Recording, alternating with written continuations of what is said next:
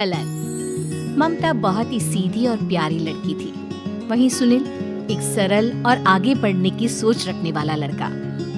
सुनील, बेटा सुनील कहाँ है?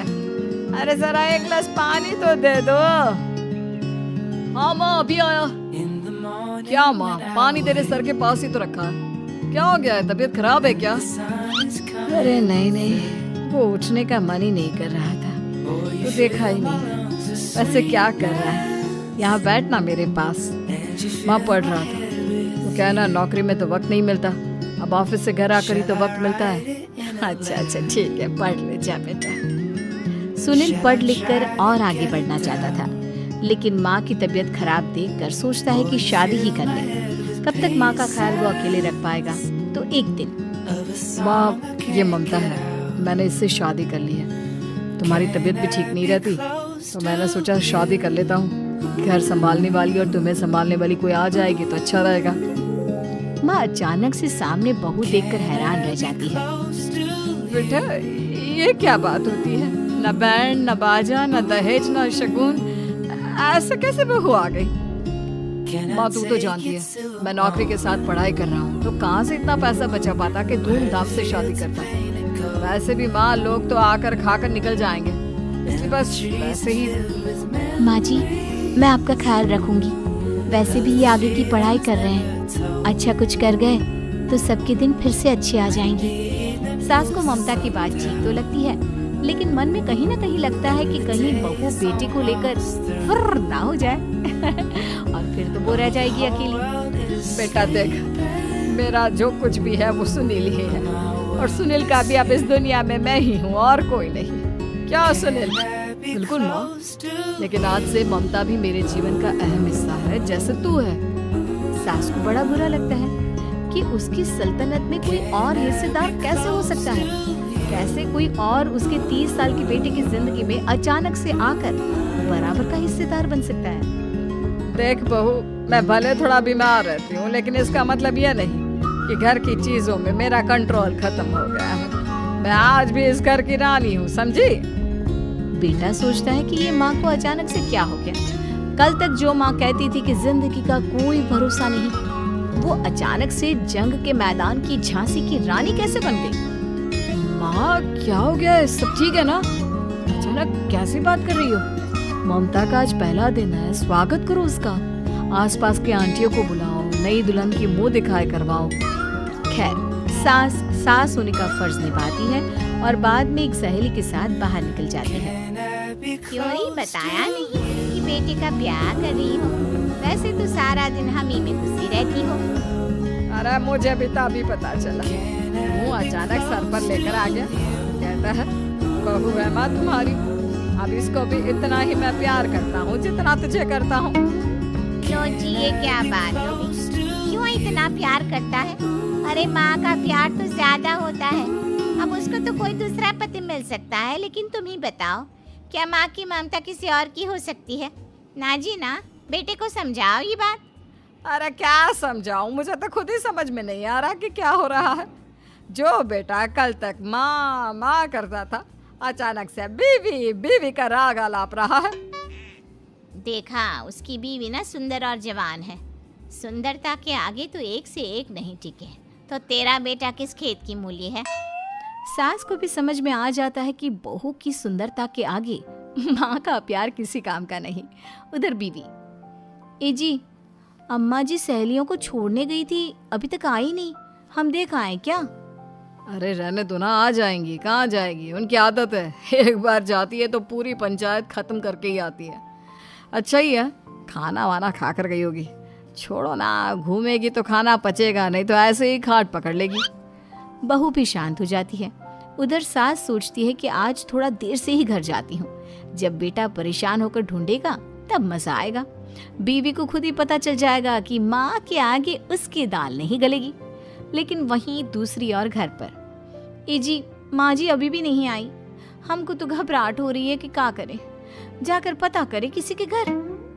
अच्छा, कहाँ जाओगी ये भी बता दो। पहला दिन है तुम्हारा इस घर में और एक ही दिन में मोहल्ला छानोगी क्या? हाँ, तो आप भी तो नहीं जा रहे हैं ना, हमको फिक्र हो रही है। अरे यार, ये रोज का है अम्मा का, खाओ और सो जाओ।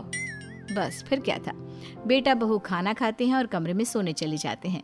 उधर जब सास को कोई देखने नहीं आता तो वो हार कर घर आ जाती है, जहाँ वो देखती है कि सारे घर की लाइट्स बंद है। सास को गुस्सा आता है। बहू, ममता बहू कहाँ हो? लेकिन सारे दिन की थकी बहू को ऐसी नींद आती है जैसे किसी ने भांग की गोली खिला दी हो। वो तो नहीं उठती। उठकर आ जाता है बेटा। अरे क्या बात है अम्मा, काहे चिल्ला रही हो? अरे सो जाओ ना, सुबह की थकी है बहू, वो सो रही है। जोर से बोलोगी तो नींद खुल जाएगी उसकी। माँ को गुस्सा आ जाता है। फिलहाल तो सो जाती है, लेकिन मन ही मन ढेर सारा जहर बहू के लिए भरा होता है। सुबह बहू चाय बना रही होती है कि सास धीरे से गैस तेज कर देती है, जिससे चाय का बर्तन जल जाता है। और जैसे ही बहू चाय का बर्तन उठाती है, उसका हाथ जल जाता है। मेरा हाथ जल गया। वो जोर जोर से चिल्लाकर इधर उधर भागती है कि सास थोड़ी देर में उसके हाथ में पानी डाल देती है। हाय रे बहू, क्या कर रही हो? पहली बार रसोई छुई हो क्या? सासू माँ गलती से गैस तेज रह गई थी और बर्तन जल गया, जिससे मेरा हाथ जल गया। हाय रे, कितना गंदा दाग। छी छी छी छी, मुझे तो उल्टी आ रही है तेरा गला हुआ मांस देखकर। तू ना मुझे अभी साथ से खाना मत लगाना। बहू भी खुद का हाथ देखती है तो उसे भी रोना आ जाता है।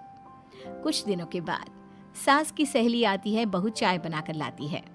उसके जाने के बाद सहेली कहती है, बहू की सुंदरता ऐसी है कि कोई भी दीवाना हो जाए। वैसे तेरे बेटे का क्या हाल है? अरे वैसा ही है, बहू के पीछे लट्टू।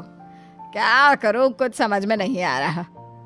मैंने तो बहू के चेहरे पर दिवाली के पटाखे की चक्री फेंक दी, उसका पूरा चेहरा जल गया। अब देखो ना रही सुंदरता, और ना ही अब मेरा बेटा उसे पूछता है। अरे अब तो वो उसे छोड़कर दूसरी भी देखने को बोल गया है मुझे। बहू सारी बात सुन रही होती है। आंटी एक बात बताइए, क्या भरोसा है कि दूसरी सही आए और आपके अनुसार रहे? देखिए आंटी, मेरी सासू माँ को गलत बात सिखाने की जरूरत नहीं है। हमारा परिवार साथ में खुशी से रह रहा है। देख बहू, मेरी सहेली की बेइज्जती ना कर, वही अच्छा रहेगा तेरे लिए, समझी? बहू नहीं मानती है। वो बार बार उनकी सहेली को घर से निकल जाने को कहती है। तभी सास की सहेली पास के चूल्हे से लकड़ी लाकर बहू के चेहरे पर लगा देती है। बहू जोर जोर से रोने लगती है। अरे ये क्या कर दिया? मैंने कहाँ किया, ये तो तूने किया। तू ही नहीं चाहती थी कि बहू बेटे के साथ रहे, भला मैं क्यों करूँगी?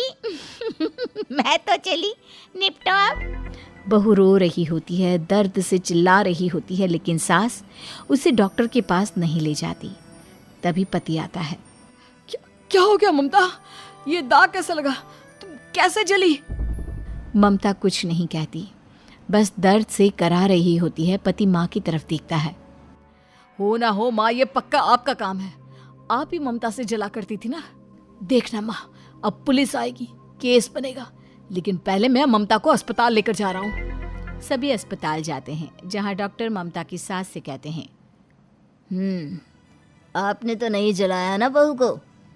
अब ममता की सास के तो पसीने छूट रहे होते हैं। वो घबरा कर कहती है, ना ना डॉक्टर साहब, कैसी बात करते हैं?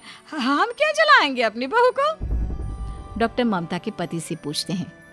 देखिए, क्योंकि ये ससुराल में जली है तो मामला पुलिस का बनता है, तो आप पहले पुलिस को बुलाइए, तभी इलाज पूरा होगा। सास डर जाती है कि अब तो बच्ची जिंदगी जेल में ही रहना होगा। रहने दीजिए ना, पुलिस को क्यों बुलाना? सारी हंसी खत्म हो जाएगी जब पुलिस के डंडे पड़ेंगे। बहू को जलाना भले ही बहुत आसान हो, लेकिन उसके बाद सारी जिंदगी जेल की हवा खाना। सास डर जाती है। पुलिस आती है। पास लेटी दर्द से करा रही ममता स्टेटमेंट देती है। तो क्या हुआ था? कैसे जली आप? ममता पास खड़ी सास को देखती है। बेटी बताओ, कैसे जल गई तुम? ओए, काका का किरण वाली शाहरुख, चुप, बिल्कुल चुप।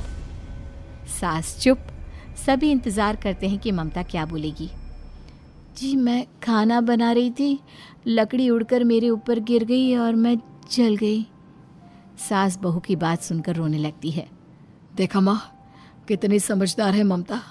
ये चाहती तो, हाँ बेटा, ये चाहती तो मैं आज जेल में होती। मुझे माफ कर दे, मैं आगे से अभी कभी ऐसा नहीं करूंगी।